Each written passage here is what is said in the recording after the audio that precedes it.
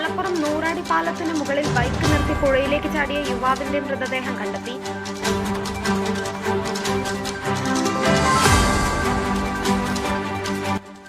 മലപ്പുറം നൂറാടി പാലത്തിന് മുകളിൽ ബൈക്ക് നിർത്തി പുഴയിലേക്ക് ചാടിയ യുവാവിന്റെ മൃതദേഹം കണ്ടെത്തി.